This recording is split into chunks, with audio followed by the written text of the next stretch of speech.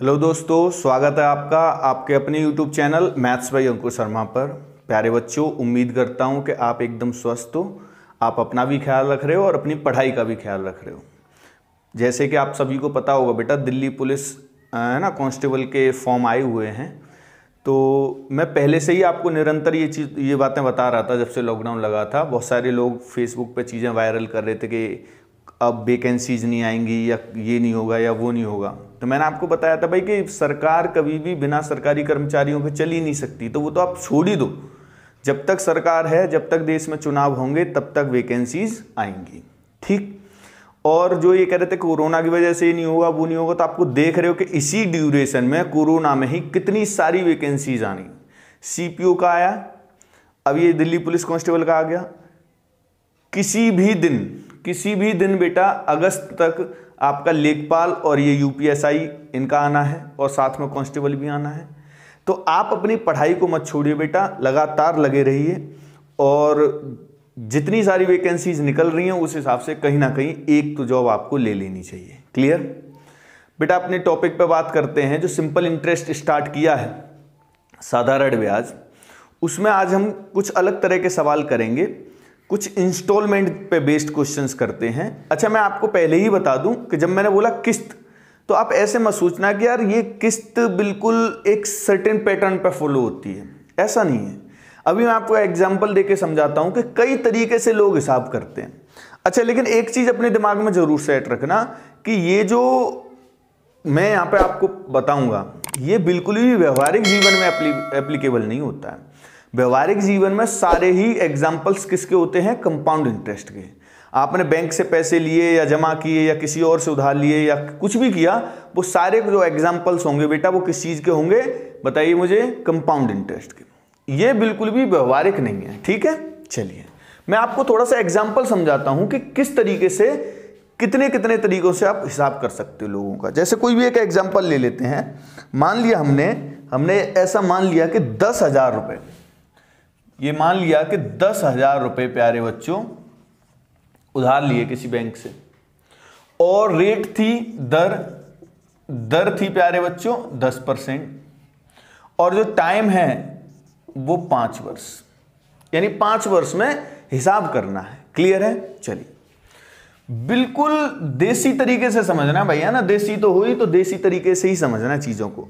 आपने देखा होगा कि यार ये जो हिसाब है ये कई तरीके से कर लेते हैं लोग। कैसे कैसे? एक तो कंप्लीट पेमेंट करते हैं एक साथ, हाँ या ना? कैसे? कि वो देख लेंगे भाई 5 साल बाद ही देंगे सीधे, तो 10% है, 5 वर्ष में कितना हो गया? 50%। और बेटा इसका 50% ब्याज लगाएंगे, 5,000 आएगी। सिंपल रफली कैलकुलेट कर रहे हैं। 10,000 पे 50% ब्याज कितनी हो जाएगी? 5,000। तो सीधे ही 15,000 दे दिए जाके उन्होंने। एक तो ये भी तरीका होता है, हाँ या ना? देखा है आपने ऐसे? चलिए, एक पार्टली भी होता है चीजें। कैसे? जैसे मान लीजिए कि भाई मैं कंप्लीट नहीं, मैं रफली कैलकुलेट कर रहा हूं चीजों को, है ना? जैसे मान लीजिए कि उसने 2 वर्ष बाद, अब 2 वर्ष बाद तो 2 वर्ष में तो 20% ही ब्याज बन पाया होगा। तो 20% 10,000 का 2,000 होता है। तो उसने 2,000 दिए और 5,000 और दे दिए, यानी 7,000 दे दिए एक बार। ठीक। और कुछ 3 वर्ष बाद दे दिए, है ना? बाद में और दे दिए, 2,000 और दे दिए, फिर और दे दिए। ऐसे भी हिसाब होता है पार्टली। अरे हाँ या ना? चलिए, तो एक ये तरीका हो गया। एक तरीका होता है कंप्लीटली, मतलब कि एक फिक्स्ड पैटर्न में। फिक्स्ड पैटर्न जब मैं कह रहा हूं तो इसका क्या मतलब है? इसका मतलब है बेटा कि आप इसको बोल सकते हो कि इंस्टॉलमेंट में। ठीक, इंस्टॉलमेंट में, है ना? तो इंस्टॉलमेंट में इसको आप बोल सकते हो। किस्त जैसे कि फिक्स्ड, अब ये ईयरली भी हो सकती है, एनुअल भी हो सकती है बेटा, है ना? और मासिक भी हो सकती है। जैसे हम तय कर लेते हैं ना भाई कि ये हमने पैसे आपसे उधार लिए हैं, इसको जो है हम पर मंथ इतने इतने रुपए आपको दे देंगे, या फिर प्रत्येक वर्ष हम इतने इतने रुपए आपको दे देंगे। दोनों बातों में कोई अंतर नहीं होता है। मंथ और एनुअल दोनों चीजों को मैं अभी आपको क्लियर कर दूंगा। पहले तो आपको ये समझना है कि ये जो चीजें हैं, अब मैं आपसे बोलूं कि ये तीनों में है, किसी में भी कोई भी अंतर नहीं है। तीनों ही बिल्कुल एक ही तरीके से काम करते हैं। कैसे? जैसे आपने देखा कि भाई जब मैंने यहाँ 5 वर्ष का ब्याज निकाला था तो 5,000 आया था, यहां मैंने 2 वर्ष का निकाला था तो वो 2,000 आया। क्यों? क्योंकि प्रत्येक वर्ष सिंपल इंटरेस्ट तो सेम ही आना है, ये तो चेंज हो नहीं रहा। ये चेंज होगा तभी तो जाके ब्याज चेंज होगा। अरे हाँ या ना? या दूसरे शब्दों में आप ऐसे समझ सकते हो कि इसमें साधारण ब्याज में कभी भी ब्याज मूलधन में जुड़ता नहीं है, और जब ब्याज मूलधन में नहीं जुड़ेगा तो मूलधन की वजह से ही तो ब्याज आएगा हमेशा। तो मूलधन जितना रहेगा उतना ही ब्याज आया करेगा। इस चीज को एक थोड़ा सा मैं एग्जाम्पल के तौर पे आपको समझाता हूं। क्लियर है? चलिए मैं ये हटा देता हूं बेटा। बहुत आसान चीजें हैं, बिल्कुल 15 मिनट दीजिए आप मुझे, 15 मिनट में सब कुछ क्लियर हो जाएगा। ये बच्चे वैसे ही इसमें घबराते हैं, इसमें इतना ज्यादा घबराने की जरूरत नहीं होती है, बहुत आसान है। ठीक है? और कोई भी क्वेरी है बेटा, इसको फॉर्म भरोगे जब आप दिल्ली पुलिस वाला, तो आप टेलीग्राम चैनल में पूछ सकते हो, आप उसको ज्वाइन कर लीजिए, है ना। कोई भी क्वेरी है आपको कि आप भर सकते हो या नहीं भर सकते हो, ये सारी चीज़ें जो हैं आप वहाँ पे डाउट्स अपने क्लियर कर सकते हो, आपको सारे जवाब उस जगह पे मिल जाएंगे। क्लियर? लगे रहिए, मैं तो लगातार यही कहता रहा आपसे लॉकडाउन में। लॉकडाउन तो खैर अब भी है, लेकिन क्या ही बोलें, लॉकडाउन है कि अनलॉक का कुछ समझ में ही नहीं आ रहा है। जिसके मन में जो आ रहा है वो किए जा रहा है बस, है ना। हाँ, कुछ ऐसा हो गया आजकल, माहौल पता ही नहीं चल रहा कि लॉकडाउन चल रहा है या अनलॉक हो गया है। खैर अपने लिए तो लॉकडाउन ही है ना। चलिए, जैसे एक क्वेश्चन लेते हैं बेटा, है ना। देखिए क्या कह रहा है क्वेश्चन, देखिए बोर्ड पर पढ़ के देखिए बेटा क्या कह रहा है। क्वेश्चन कह रहा है कि भाई एक आदमी है, किसी बैंक से 5,000 रुपये उधार लाया और 2 वर्ष बाद वह 3,000 रुपये वापस कर देता है। यानी ये दूसरा वाला कॉन्सेप्ट आ गया भाई, है ना, पार्टली वाला जो है ना। 2 वर्ष बाद कितने वापस कर देता है? 3,000, और 5वें वर्ष के अंत में 3,600 रुपये देता है और अपना पूरा हिसाब क्लियर कर देता है। ठीक, चलिए ध्यान दीजिए बेटा, कितने रुपए उधार लाया था? 5,000। मैंने क्या बोला था? बिल्कुल देसी तरीके पर रहना है भाई, देसी तरीका नहीं छोड़ना बिल्कुल भी। आपको सीधा एक ही लाइन ध्यान रखनी कि भाई जितने रुपए आप पे उधार हैं आप उतने रुपयों पर ब्याज दोगे। मैं ठीक कह रहा हूं या नहीं कह रहा? अरे हाँ या ना? तो जब उसने बोला कि भाई एक आदमी है 5,000 रुपये उधार लाया है, तो 5,000 अगर उधार लाया है कोई आदमी, तो आप मुझे एक बात बताइए, 5,000 रुपयों पर ही ब्याज देगा या नहीं देगा? भाई जिस वर्ष ये उधार लेके आया है उसी वर्ष 5,000 रुपयों पर ब्याज देगा या नहीं देगा?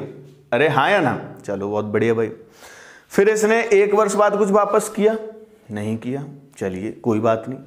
फिर दूसरे वर्ष, तो दूसरे वर्ष भी वापस नहीं। दूसरे वर्ष किया है, 2 वर्ष बाद किया है, यानी 2 वर्ष कंप्लीट हो गए, यानी दूसरे वर्ष भी ब्याज तो देना ही पड़ेगा इसको।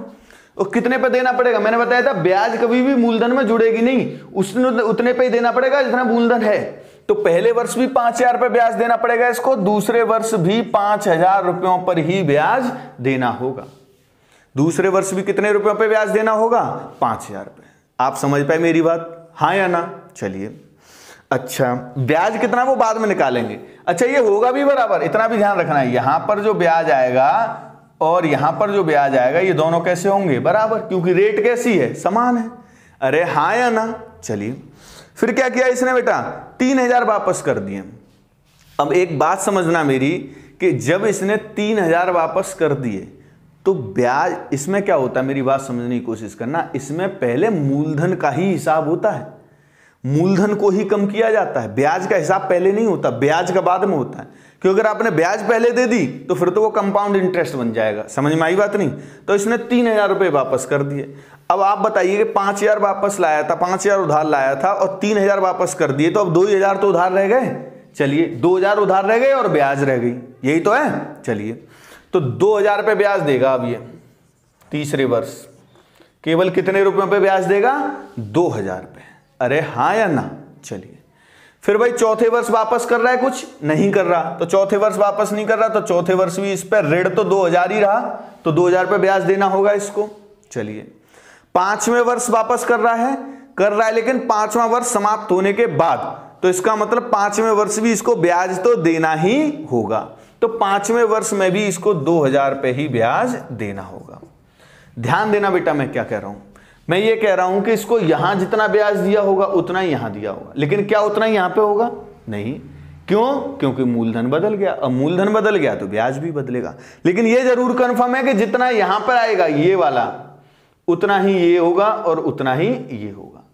ये आपको घर जैसा बनाना नहीं है, मैं बस समझा रहा हूं आपको। क्लियर है, हाँ या ना? तो ये घर जैसे बनाने की जरूरत नहीं है, मैं हटा देता हूं। अब वैसे ही समझ लोगे इन चीजों को, समझदार हो इतने, है ना? वैसे ही समझ, सारे ही समझ लेते तो आप।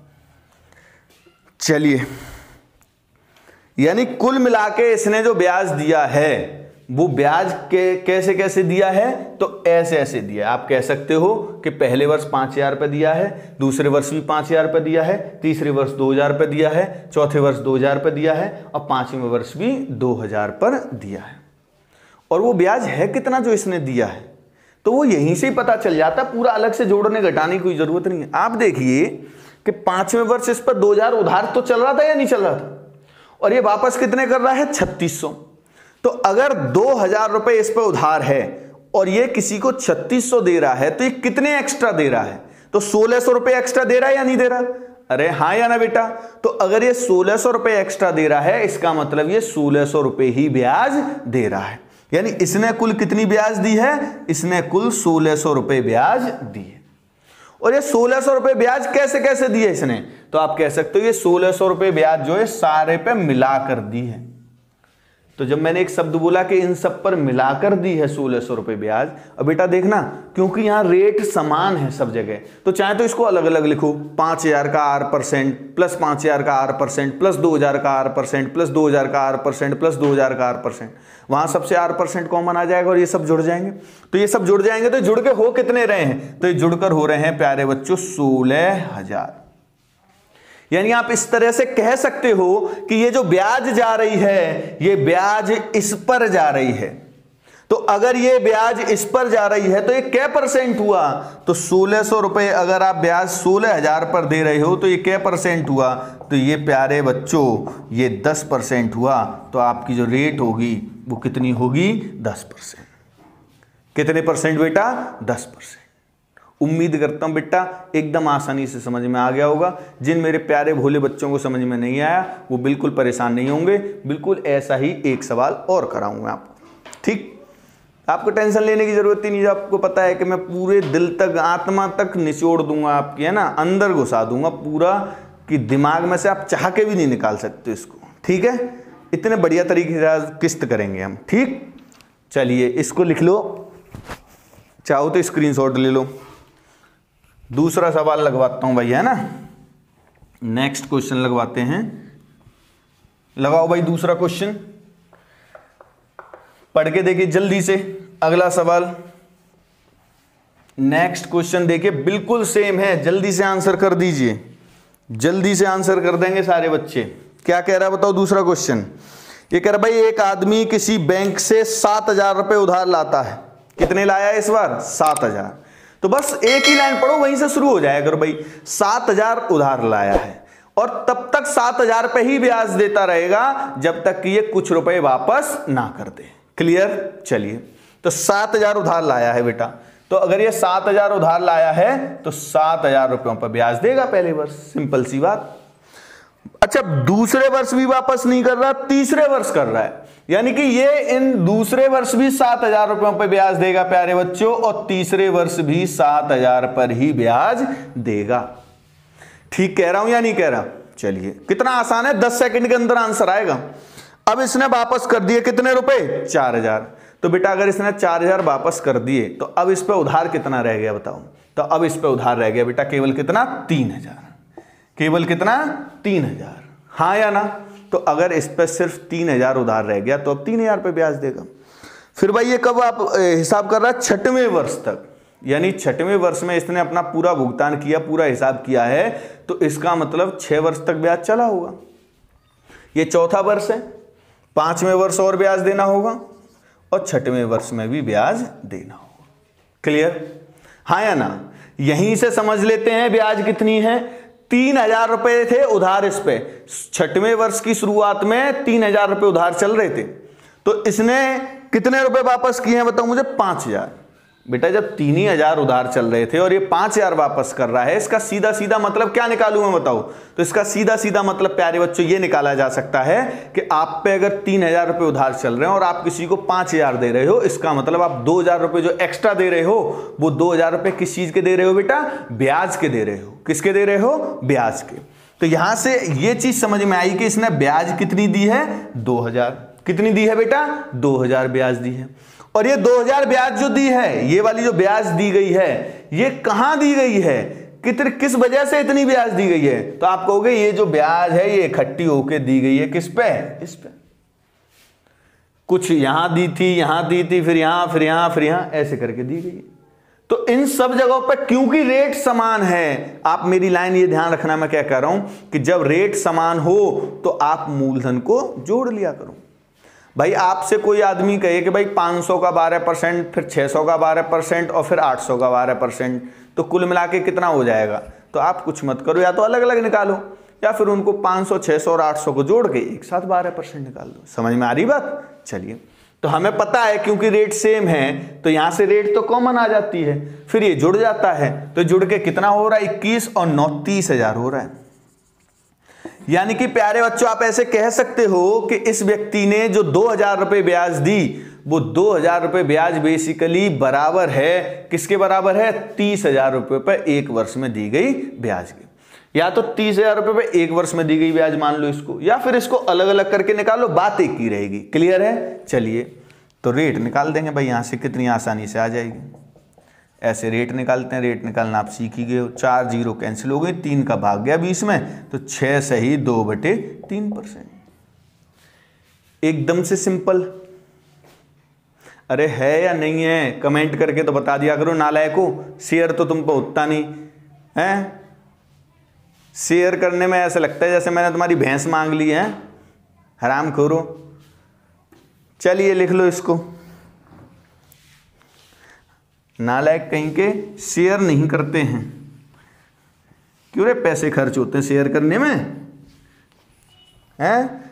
तब खुश रहते थे जब फीस लगती थी, अब फ्री में मिल रही है सेवा। तो कम से कम इस चीज को, गुरुजी के बारे में भी तो सोचा करो कुछ।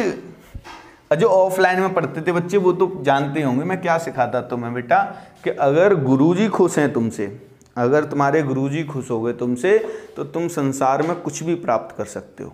समझ में आई बात? गुरु को ही प्रसन्न करना है आपको बस। गुरुजी खुश हो गए इसका मतलब सब कुछ ठीक हो गया फिर तो। समझ में आई बात बेटा? हाँ या ना? चलिए नेक्स्ट क्वेश्चन देखिए बेटा। देखो इतना मैंने क्या बोला था, आप घबराना मत। अब यहाँ कोई सब ये तो अब मंथली इंस्टॉलमेंट आ गई, भाई कोई फर्क नहीं पड़ता। देखो थोड़ी देर मैं आपको समझा देता हूँ, सवाल से अलग ही समझा देता हूँ। जब कोई रेट लिखी होती है ना, रेट लिखी है जैसे 12% पर एनम, अगर रेट ऐसे लिखी है कि साधारण ब्याज की दर 12% है ना, 12% पर एनम है, ऐसे लिखी हुई है, तो उसका मतलब ये होता है कि भाई इतनी ब्याज है एक साल में, एक साल बाद। एक साल को दूसरे तरह से मैं ऐसे भी तो कह सकता हूं कि इतनी ब्याज मिलेगी 12 महीने बाद। भाई एक साल का मतलब 12 महीने ही तो हुआ, तो 12 महीने में अगर इतनी ब्याज मिलेगी तो ऐसा तो है नहीं कि सीधी सीधी 12 में ही महीने में ब्याज मिलती होगी, शुरुआत से इकट्ठी होगी तो होती होगी इतनी। तो अगर 12 महीने बाद 12% मिलेगी तो बताओ 6 महीने बाद कितनी मिलेगी? 6% मिलेगी। 8 महीने बाद कितनी मिलेगी? 8% मिलेगी। 7 महीने बाद कितनी मिलेगी? 7% मिलेगी। 1 महीने बाद कितनी मिलेगी? 1% मिलेगी। भाई इसको ब्रेक कर सकते हैं ना कि ये जो रेट होती है तो 12 महीने की होती है, और जब 12 महीने की होती है तो उसी हिसाब से 1 महीने में आ जाएंगे हम। अरे हाँ या ना? तो उसका कोई फर्क नहीं, बस इसमें रेट में 12 से भाग देना होता है कुल मिला के जब महीने की बात हो जाती है तो, ठीक है। और वापस अगर एनम वाली रेट निकालनी है तो 12 का गुणा कर देंगे, इतना सिस्टम रहता है। क्लियर? चलिए मैं आपको समझा दूंगा, उससे कोई फर्क नहीं पड़ेगा। पहले जो मैंने कॉन्सेप्ट आपको सिखाया है आप उस पर काम कीजिए लगातार, पहले आप उस चीज पे काम कीजिए। देखिए क्या कह रहा है सवाल, ये कह रहा भाई किसी किताब का नगद मूल्य 400 रुपए है, यानी किताब का जो कैश प्राइस है, कैश प्राइस वो 400 रुपए है, यानी 400 रुपए की किताब है। आप जाओगे खरीदने तो आपको जो है 400 रुपए खर्च करने पड़ेंगे तब आपको किताब मिलेगी। लेकिन आपके पास 400 रुपये है नहीं, तो दुकानदार ने एक दूसरा ऑप्शन भी रख रखा है कि भाई अगर आपके पास 400 रुपये नहीं है तो एक दूसरा तरीका भी है किताब खरीदने का। और वो दूसरा तरीका क्या कहता है? तो दूसरा तरीका कहता है बेटा कि आप 100 रुपये तो नगद दे दो अभी तुरंत, और बाकी का जो बचेगा, तो 300 ही तो बचेगा अगर हम 100 रुपये दे देंगे, तो बाकी का जो बचेगा उसके लिए आपको 80-80 रुपये 4 महीने तक देने पड़ेंगे, 4 किस्त देनी पड़ेंगी। तो दूसरे वाले ऑप्शन में अगर हम बात समझने की कोशिश करें कि बेटा किताब तो 400 की है और अगर हम 100 रुपये नगद भुगतान कर देंगे, आप बताइए कि मैं इसमें से अगर 100 रुपये दे दूंगा तो अब एक तरह से हम यही तो कह सकते हैं कि हमने 300 रुपये उधार ले लिए हैं। ऐसा कहा जा सकता है, नहीं कहा जा सकता? ऐसा कहा जा सकता है कि दुकानदार ने हमें 300 रुपये उधार दे दिए हैं। अरे हाँ या ना? और 300 रुपये जो उधार दे दिए हैं उसी का हिसाब करना है, और उसका हिसाब कैसे करना है? तो 4 महीनों में करना है, समान समान किस्त देकर। कैसे देके? समान समान किस्त देके। कितने रुपए की बता रहा है किस्त? 80 रुपए की। लेकिन ध्यान देना बेटा, जब आप उसकी दुकान से किताब लेके घर पहुंचे होंगे तो उस स्थिति में तो आप ऐसे कह सकते हो कि 300 रुपये उधार ले आए हो, और अगर आप 300 रुपये उधार ले आए हो तो उसी पल से आप पे ब्याज स्टार्ट हो गया है, और 1 महीने बाद ही तो जाओगे किस्त देने, तो 1 महीने तक तो ब्याज इसी पे ही लगेगा। तो अगर 1 महीने तक प्यारे बच्चों 300 रुपये पे ब्याज लगा, कितने पे? 300 पे, लेकिन 1 महीना जब समाप्त हुआ तब जाके आप 80 रुपये दे आओगे। तो जब आप 80 रुपये दे आओगे तो दूसरे महीने तो इतने रुपए पे ब्याज लगेगा नहीं। मैंने बताया था कि पहले मूलधन ही कम होता है, तो 300 में से 80 कम कर दो, दूसरे महीने प्यारे बच्चों ब्याज जो लगेगा वो केवल क्या रुपयों पर लगेगा? 220 रुपयों पर लगेगा। कितने रुपयों पर? 220 रुपयों पर। अच्छा, फिर दूसरा महीना खत्म हो रहा होगा तो फिर किस्त लेके पहुंचेंगे, तो दूसरे महीने जब किस्त लेके पहुंचेंगे 80 रुपए की किस्त लेके पहुंचेंगे तो 80 फिर कम कर दो इसमें से। अब इसमें से 80 रुपए कम कर दो बेटा तो 140। तीसरे महीने ब्याज कितने पे लगेगा? 140 पे। और तीसरे महीने जब 140 पे ब्याज लग जाएगा, तीसरा महीना समाप्त हो रहा होगा, तब हम 80 रुपए फिर लेके पहुंचेंगे तो चौथे महीने क्या रुपयों पर ब्याज लगेगा? 60 रुपयों पर। कितने पर? 60 रुपयों पर। और बेटा जब चौथे महीने के अंत में 80 रुपए फिर लेके पहुंचेंगे तो हिसाब पूरा खत्म हो जाएगा। क्या समझे हम यहां से? बेटा चौथे महीने इस पे 60 रुपए उधार थे केवल। जब चौथा महीना स्टार्ट हुआ है उस वक्त इस पे 60 रुपए उधार चल रहे हैं, और ये दे कितने रहा है? तो ये दे रहा है बेटा पूरे कितने? 80। तो क्या मतलब निकालूं मैं यहां से, बताओ? तो यहां से सिंपल सा मतलब निकाला जा सकता है इस जगह से कि इसने जो ब्याज दी है वो प्यारे बच्चों क्या रुपए दी है? 20 रुपए ब्याज दी है। कितनी ब्याज दी है? 20 रुपए ब्याज दी है। मेरे प्यारे बच्चों, ये जो 20 रुपए ब्याज है ये कहां दी गई है? क्यों दी है इसने 20 रुपए ब्याज? तो आप कहोगे साहब कि ये जो धन है ये इस रुपए पर ब्याज लगा है, वो इतना आया है। तो रेट तो समान है, और रेट समान है तो प्यारे बच्चों मूलधन को क्या करेंगे? जोड़ लेंगे। और अगर आप इसको जोड़ोगे तो जोड़ने पे ये कितना हो जाएगा? देखो जोड़ने का तरीका होता है, ये नहीं कि बिल्कुल ही लग गए गधों की तरह जोड़ने के लिए। दिमाग लगाया करो, है ना? गधा नहीं बनना है आपको, घोड़ा बनना है, चालाक एकदम। ये नहीं कि किसी ने कुछ भी लाद दिया और तो चले ही जा रहे, पता ही नहीं कहाँ जाना है ना? देख 60 और 100, ये 200 हो गया, 200 300 500 हो गया, और ये 220 720। अरे हाँ या ना?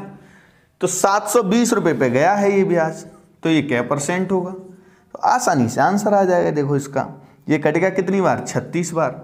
4 से क्या बार कटेगा? 25 बार। 4 से ये 9 बार। 9 का भाग लगा दो, आंसर आया आपका कितना? 2 ही बार भाग गया, 2 सही 7/9%। लेकिन ध्यान देना एक चीज आपको ध्यान देनी है, जब वो आपसे पूछे ना कि भाई दर बताओ, तो वो हमेशा ही प्यारे बच्चों वार्षिक दर पूछ रहा होता है। रेट कभी भी आपसे सिर्फ इतना लिख रहा हो कि दर ज्ञात करो, तो आपको समझना दर होती ही एनम में है, तो आपको रेट तो वही बतानी पड़ेगी। लेकिन ये हम क्या कर रहे थे? सारा कुछ क्या चल रहा था? सिस्टम। तो ये सिस्टम चल रहा था मंथली का, मासिक। अब मंथ से वर्ष में जाना है, उल्टा मंथ से वर्ष में। अभी मैं एग्जांपल थोड़ी देर पहले सवाल से पहले क्या दे रहा था? वर्ष से मंथ में आना है तो 12 का भाग दे दिया था। अब मंथ से वर्ष में आना है तो 12 का गुणा कर देंगे। क्लियर? हाँ या ना? अरे हाँ या ना? तो इसमें 12 का गुणा और करना होगा आपको। 12 का बेटा गुणा करना होगा, तब आपकी रेट जो है एनम वाली आएगी। यानी ये 25/9 हो रहा था, तो इसको थोड़ा और मिनिमाइज कर सकते थे हम, ये 4 बार और ये 3 बार, ठीक। तो ये हो जाएगा भाई 25 गुणा 100/3 यानी 33 सही 1/3%। 33 सही 1/3%, ठीक है, हाँ या ना? एकदम क्लियर। देखो मेरी बात समझना, केवल इतना सही तो चेंज होता है, इसी से घबरा जाते हैं। इसमें कहते हैं ना मासिक किस्त आ गई, मासिक किस्त नहीं, कैसे करेंगे कैसे करेंगे। अरे पागल आदमियों, केवल इतना काम एक्स्ट्रा होता है और सब एनुअल जैसा चलता है। भाई इतना ही तो फर्क पड़ा था, कॉन्सेप्ट तो वही था भाई। वर्ष से बात महीने में आ गई थी और हमें लानी है वापस वर्ष में, तो महीनों का वर्ष बना देंगे, इसमें क्या बड़ी बात आ रही है। अरे हाँ या ना? उम्मीद करता हूं बेटा यहां तक आपको एकदम क्लियर होगा, और अगर यहां तक क्लियर नहीं है तो क्यों टेंशन लेनी, मैं हूं तो सही। 36 सवाल कराऊंगा आपको ऐसे, क्यों टेंशन ले रहे हो मेरे तो हुए। बस मेहनत से पढ़ते रहो, आपकी नौकरी लगेगी, ऐसी मुझे पूरी उम्मीद है और ऐसी दुआ करता हूं कि जो बच्चे इतनी मेहनत से पढ़ाई कर रहे हैं, लेकिन जो मेहनत से कर रहे हैं उन्हीं की नौकरी लगे। ठीक भाई, नेक्स्ट क्वेश्चन और कराता हूं मैं आपको, देखना बोर्ड पे पढ़ के देखिए बेटा। सेम क्वेश्चन, बिल्कुल टेंशन नहीं लेनी भाई, एकदम सेम है। मैंने जैसे बताया भाई 10 सेकंड के अंदर तो 10 ही सेकंड लगेंगे, 10 से 15 नहीं हो सकती। बहुत आसानी से आप चीजों को कर सकते हो, लेकिन आपको कॉन्सेप्ट आना चाहिए बस। देखिए कितना आसान क्वेश्चन है, कुछ भी नहीं करना, सेम का सेम है। इस बार साइकिल की बात करी उसमें, हमें उससे क्या मतलब, साइकिल हो चाहे जहाज हो, हमें तो नंबर से मतलब होता है। उसने बोला भाई कैश प्राइस 1500 रुपए, कैश प्राइस यानी नगद खरीदोगे तो आपको 1500 रुपए देने पड़ेंगे। तो नगद तो है नहीं, नौकरी लगी नहीं, तो अभी कहां से नगद खरीद लोगे बताओ, है भाई? तो नगद तो है ही नहीं, तो 1500 रुपए तो है नहीं, तो दूसरा वाला तरीका हमें देखना पड़ेगा। कैसे? तो उसने बोला 350 रुपए तो नगद दे दो। तो जब 350 नगद देने ही है तो दे दो भाई 350। तो 350 आपने दे दिए नगद। तो जब आपने 350 दे दिए तो अब सारी जो दिक्कत रह गई वो 1150 की। यहां से शुरू होता है सवाल, और यहां से बिल्कुल वैसा ही हो जाएगा जो आप शुरुआत से कर रहे हो, हाँ या ना? चलिए, तो 1150 रुपए। अब 1150 रुपए पे पहले महीने ब्याज लगेगा। किस्त कितने की है? 400 की। तो जब 1150 रुपयों पर ब्याज लग रहा होगा बेटा, और एक महीना खत्म होके जब हम 400 रुपए उसको दे आएंगे दुकानदार को, तो दुकानदार को 400 जब हमने वापस कर दिए, तो अब जब दूसरा महीना शुरू होगा तो दूसरे महीने हमें ब्याज देना, 400 घटा दो इसमें से, दूसरे महीने हमें केवल 750 रुपए पे ब्याज देना होगा। ऐसे ही जब दूसरा महीना समाप्त होगा तो फिर हम 400 दे आएंगे, और जब हम फिर 400 दे आएंगे तो फिर हमें केवल कितने पे देना पड़ेगा? 350 पे। अरे हाँ या ना? चलिए, अब जब तीसरा महीना समाप्त होगा, ध्यान देना मैं क्या कह रहा हूं, जब तीसरा महीना समाप्त होगा बेटा, तो तीसरा महीना समाप्त होगा तो फिर हम 400 रुपए और दे आएंगे। तो जब आप 400 रुपए और दे आओगे, घबराना मत बिल्कुल भी कि अब बहुत सारे बच्चे सोच रहे हैं तीसरे महीने में खत्म हो गया, चौथा महीना कहां से आएगा। आप बस उसी कॉन्सेप्ट पर चलते रहो। 350 रुपए पे लग रहा है ब्याज, तीसरा महीना समाप्त हुआ, आपने 400 और दे दिए, लेकिन ब्याज तो चौथे महीने भी लगेगा, लेकिन लगेगा किस पे? लगेगा 0 रुपए पे। या मैं दूसरे शब्दों में कहूं कि चौथे महीने अब ब्याज लगेगा ही नहीं। तो आप कहोगे साहब चौथे महीने जब ब्याज ही नहीं लग रहा तो फिर ये कर क्या रहा है 400 रुपए देके? तो बेटा इसकी रेट बहुत ज्यादा है। ध्यान देना, जब रेट बहुत ज्यादा होती है तो मूलधन को चुकाने के बाद भी ब्याज को चुकाने में काफी टाइम लग जाता है। ऐसे सोचो कि आपने 100 रुपए उधार लिए, तो एक बालक ने तो 100 रुपए उधार लिए हैं 5% पे केवल, ठीक, और एक बालक ने 100 रुपए उधार लिए हैं 80% की रेट है।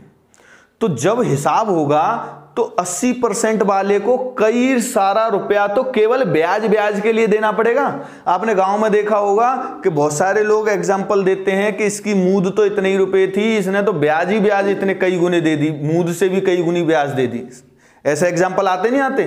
कभी कभी आपने देखा होगा कि गांव में ऐसे ऐसे हिसाब होते हैं, अनपढ़ लोग हैं, जानते हैं नहीं, कि 10,000 उधार लिए थे, पता चला 10,000 तो दे दिए और ब्याज और 50,000 दिए, यानी 10,000 का हिसाब ही 60,000 में हो रहा है। तो वो कब होता है? जब रेट बहुत ज्यादा हो जाती है, हाँ या ना? चलिए, तो वैसा ही केस यहां पर रहा होगा, यानी चौथे महीने इसको 0 रुपए पे ब्याज दिया होगा और 4 महीने बाद तो हिसाब खत्म हो ही गया है। चलिए, यानी ब्याज तो इन रुपयों पर दिया गया है, इतना तो कन्फर्म है।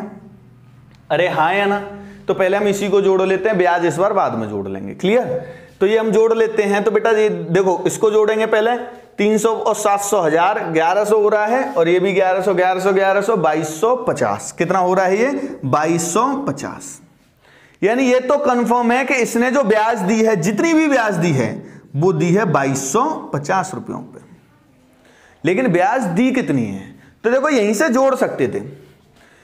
यहां केवल इस पे 350 रुपए चल रहा था उधार, दिए कितने इसने? 400। कितने ज्यादा दिए? 50।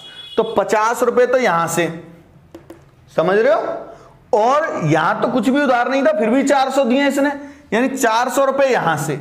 यानी कुल मिला के जो इसने ब्याज दी है वो 50 रुपए तो यहां पर ज्यादा दिए हैं और 400 रुपए यहां पर ज्यादा दिए हैं। टोटल कितने ज्यादा दिए हैं? 450। यानी इसने ब्याज जो दी है बेटा वो कितनी दी है? 450। अगर आपको यहां से दिक्कत हो रही हो, वैसे तो नहीं होनी चाहिए, बहुत छोटी सी बात है, तो आप ऐसे भी समझ सकते थे कि इसने 400 रुपए कै बार दिए हैं? 4 बार। अब 400 4 बार दिए हैं, मतलब 1600 रुपए दिए हैं, और उधार कितने लाया था? 1150। तो 1600 में से 1150 घटाओगे तब भी आपका ब्याज कितना आएगा? 450। और ऐसे समझ लोगे तब भी कोई दिक्कत नहीं, मेरे हिसाब से तो कोई बहुत ज्यादा दिक्कत नहीं, किसी भी तरीके से कर लो। फिर रेट निकालनी है। अब ध्यान रखना, लेकिन ये महीने में, महीना चल रहा है अभी, तो सब ये महीने में बात चल रही है। हमें पता है कि रेट जो है वो प्यारे बच्चों कभी भी मंथली नहीं होती, वो हमेशा एनुअल ही बताई जाती है। उसको हम जरूरत के अनुसार यूज तो कर सकते हैं, मंथली दिनों में भी यूज कर सकते हैं, लेकिन वो मूल स्थिति जो होती है उसकी रेट की, वो सदैव कैसी होती है बेटा? तो वो सदैव होती है आपकी एनुअल। ठीक, रेट हमेशा कैसी? एनुअल, वार्षिक ही होती है। 10% वार्षिक, 5% वार्षिक, ऐसे ही होती है। क्लियर? तो उसके लिए हमें यहाँ पे 12 से मल्टीप्लाई और करना होगा। क्लियर? तो अब जब देखो बहुत आसान है, 0 0 कट गया, 45 से कट गया 5 बार, और 5 से कट गया 20 बार। क्या आंसर आया? 240%। 240% रेट है, इसीलिए इसको इतनी ज्यादा मतलब ब्याज देना पड़ रहा है। ठीक है, क्योंकि रेट ही आप समझ लो कितनी है कि मूलधन से ज्यादा रेट है, तो कुछ तो फिर ब्याज के लिए ही उसको देना पड़ेगा। क्लियर है? चलिए, उम्मीद करता हूं कि भाई अब ये चीज आपको एकदम क्लियर हो गई होगी। और एक क्वेश्चन मैं ऐसा और कराता हूं जो काफी बार एग्जाम में आया हुआ है इसी तरीके का, जब वो डाउन पेमेंट ना भी दे। देखो डाउन पेमेंट दे ना दे, आपका कॉन्सेप्ट यही रखना, आप अपना कॉन्सेप्ट चेंज मत करना। ठीक है, आज की क्लास के बाद मुझे नहीं लगता कि तुम में से किसी भी बच्चे का मंथली इंस्टॉलमेंट वाला क्वेश्चन छूटेगा, किसी भी बच्चे का। बिल्कुल सारी चीजें कर दी जाएंगी।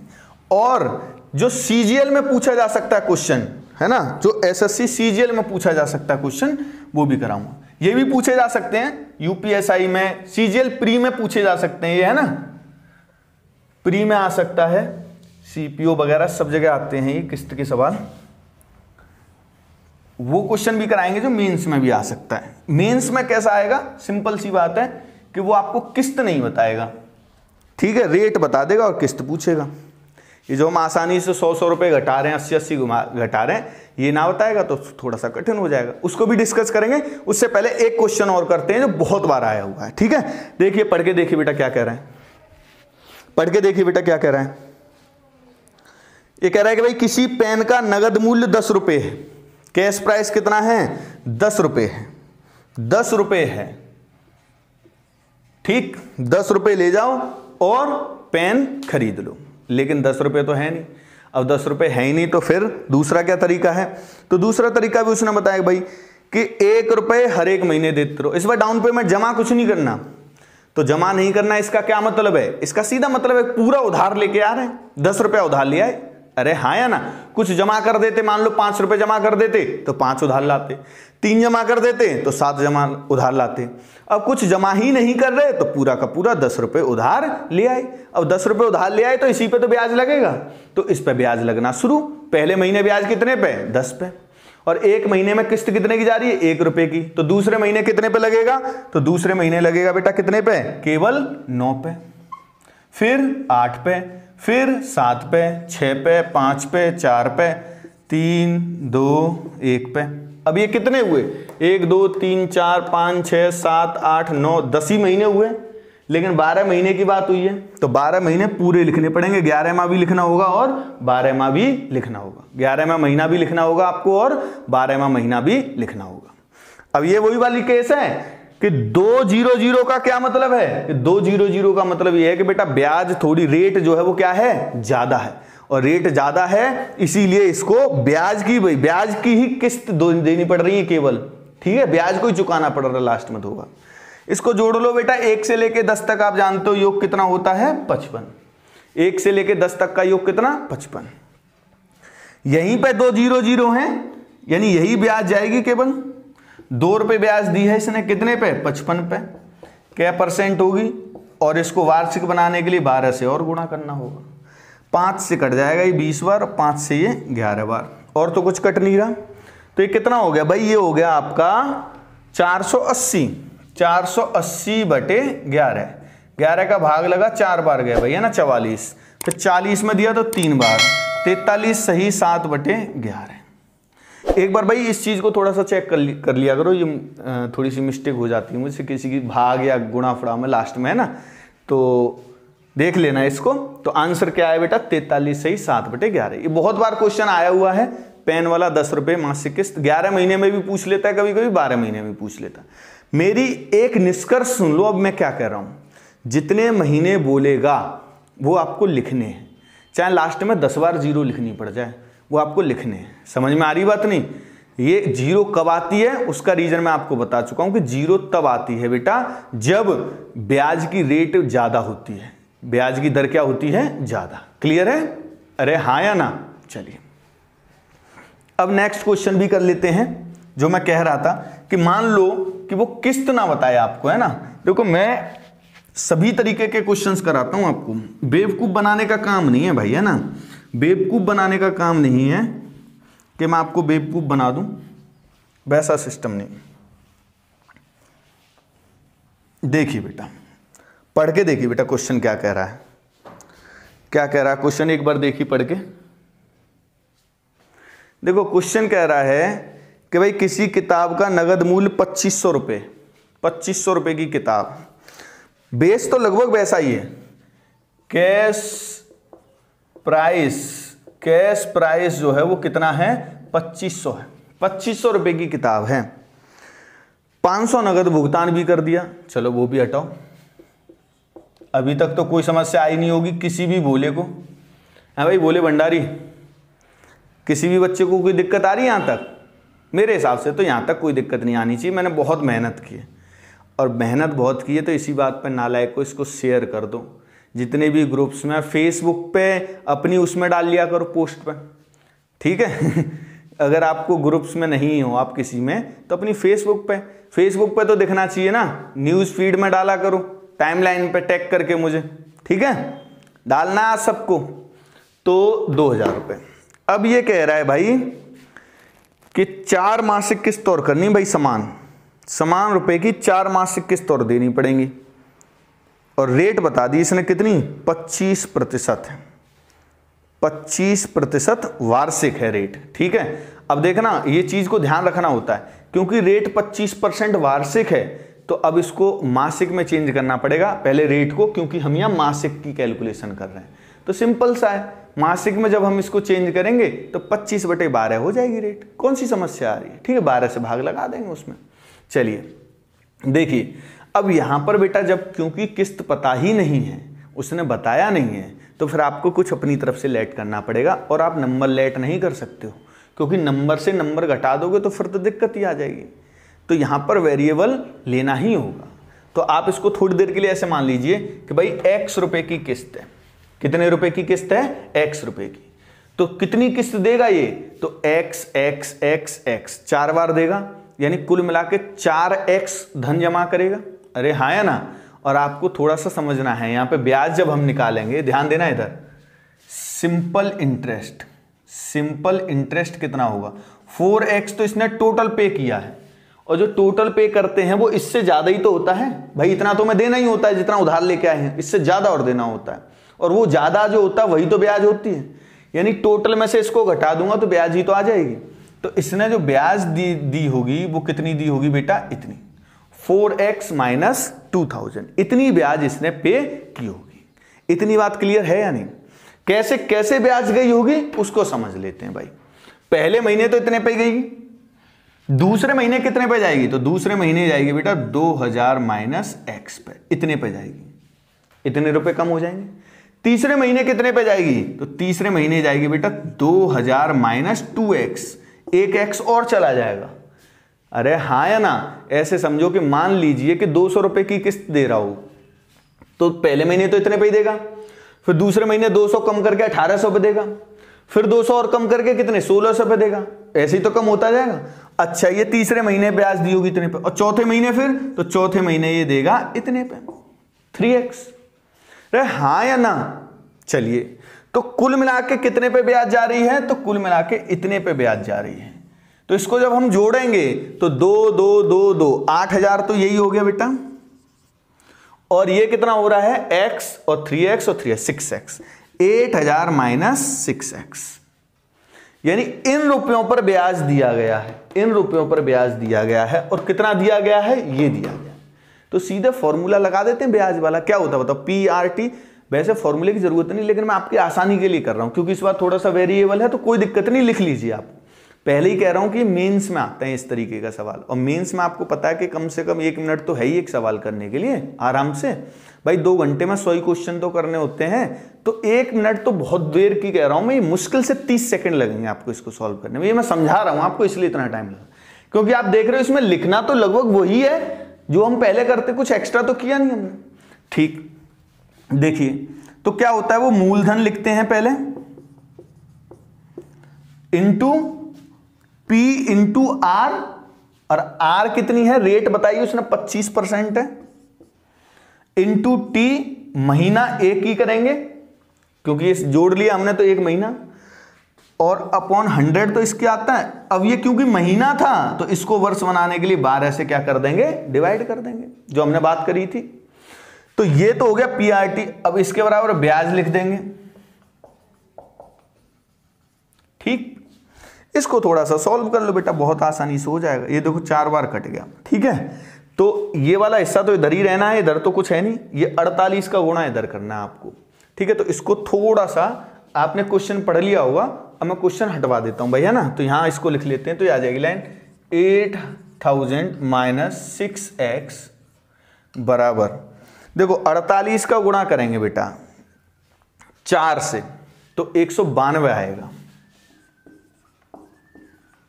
ठीक, 192, और 48 का गुणा इससे करेंगे तो 96।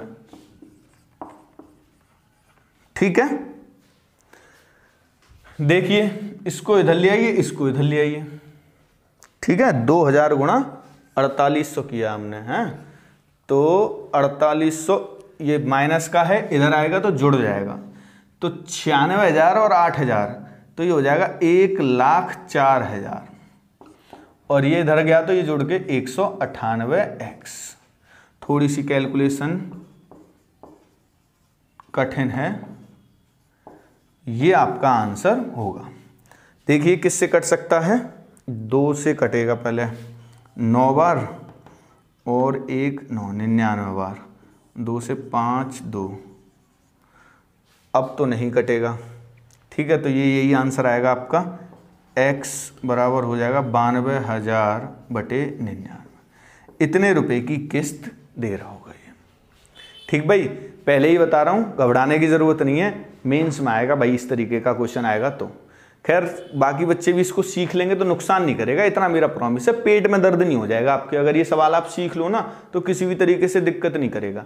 जो बच्चे मेरे UPSI वाले हैं या कांस्टेबल वाले हैं, सीधे से अगर आप इसको सीखने की कोशिश करोगे तो विश्वास मानो बेटा, बिल्कुल दिक्कत नहीं, पेट दर्द नहीं हो सकता है, पूरी गारंटी है मेरी। ठीक है, तो सीखने की कोशिश करो, 2 बार देख लेना इस सवाल को। ठीक, चलिए फिर भाई अगली क्लास में बेहतरीन से क्वेश्चंस के साथ आऊँगा। तब तक चैनल को ज़्यादा से ज़्यादा शेयर करके सब्सक्राइब कराइए ज़्यादा से ज़्यादा ग्रुप में, और ये मेहनत अगर पसंद आई हो तो लाइक भी कर दिया करो भाई, है ना, लाइक कर दो और शेयर कर दीजिए। ठीक, नेक्स्ट वीडियो में फिर आपके लिए कुछ अच्छा सा कंटेंट लेके फिर आऊँगा। तब तक आप अपना भी ख्याल रखो और अपने परिवार का भी। मिलते हैं नेक्स्ट वीडियो में।